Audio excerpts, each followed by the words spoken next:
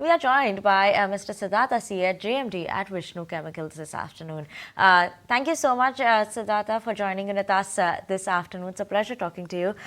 Siddhartha, when I'm just looking at your numbers right now, the first thing that's popping up in FY19, your revenue was somewhere around 700 crores. FY23, you ended at around 1400 crores, doubled in the last 5 years.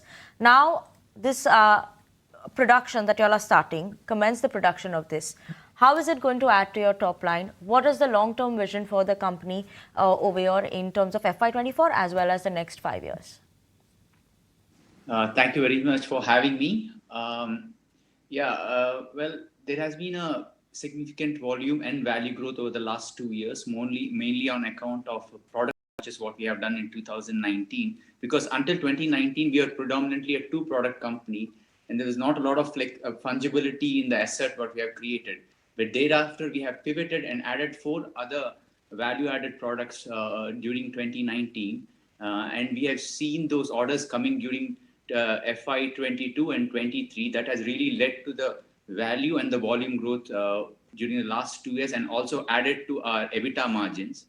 And clubbed to that, we have gone backwards and done a process change where key variable cost contributor like soda ash consumption has come down significantly.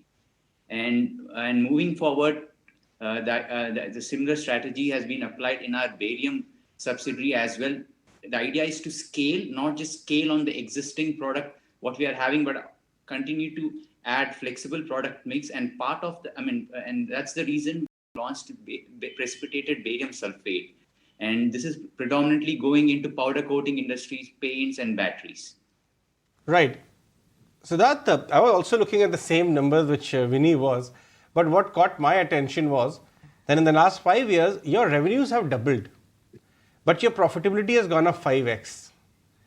So if with this same proportion, if you continue to grow, and of course the formula remains the same, diversify your product mix and go deeper in value chain, what kind of numbers are we talking about here? If you could say, not the immediate year number, but 25, 26 number, 24 months far ahead, what are you internally targeting? Or maybe you have set a 5-year number internally. What kind of profit and top line numbers would the company scale once these initiatives of yours come online? Let me go back 5 years. If you see, our gross margins have remained at 46% with a delta of 2%. Over the last 3 years, what we have seen is a better operating levels. Until 2018, we are operating at 60%. And thereafter, over the last 2 years, our operating levels were over 80% in our chromium vertical.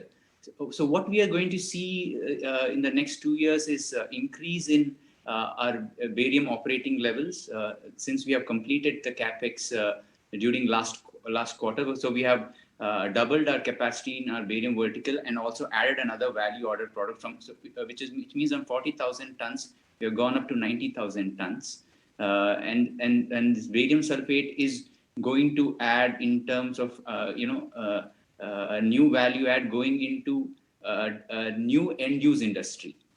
So we're going to see a good volume growth in volume and value growth in barium in the next 2 years. So you didn't answer the number. What kind of internal targets have you set for yourself?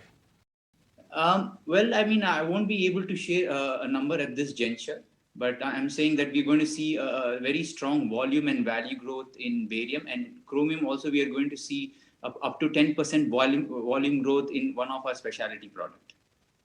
Okay, so that, I'm just going to ask in terms of specifically of this production that you all have commenced, could you just give us an indication in terms of what would it be adding to your top line as well as the margins for FY24-25? We are looking at doubling the revenue by FY26. I can share with you, give you a visibility for the next 2 years, not for the immediate year, because this year we'll be going for product approvals, and we need to get through that process. So the operating level in the barium sulfate will be at the level of 40 to 50% during this year. But given that this is a clear import replacement and there is no other producer in India, and it's mainly from Europe and China, and we are hoping by FY25 we'll be able to operate this asset at 80% level, and by FY26 over 90%. Right. And we are going to see a gross margin of over 50% in this particular value-added product. Okay, right, Siddharth. And just Right. also want to know, do you know China is actually, coming back. We're seeing a lot happening in that front as well. What are you witnessing in terms of the competitive pressure over there? Any concerns around that? Well, we've been hearing a lot, and part of it is quite a bit of speculation as well. But let me tell you, our chromium chemical is about 85% of our business. So China in chrome is a net importer, so they are not exporting much. However, we do have peers in Turkey, US, and South Africa, whereas China is not an immediate or future threat for our chromium business. Okay. That's what Sure. So that one last question. Your current capacities and the capacities which are coming online, how much spare capacity do you have in terms of how much value turnover worth of spare capacities do you have right now, and how much volume are you adding? Once they come on stream in the next 2 years, how much potential top line could it add to you?